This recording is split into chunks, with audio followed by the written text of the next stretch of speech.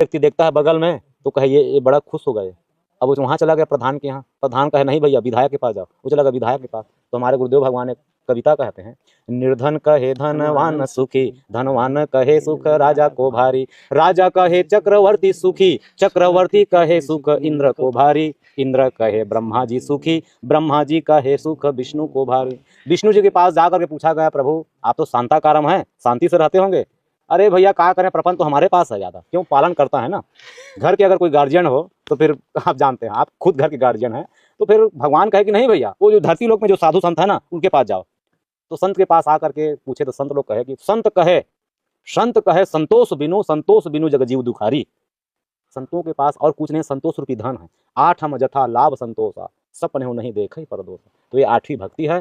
तो संतोष अभी के परिवेश में नहीं है। केवल लोभः पापस्य कारणम, लोभ चाहे किसी भी विषय में हो, चाहे अन्न में हो चाहे धन में हो, और तीन में लोभ होती है, कंचन कीर्ति कंचन कामनी में।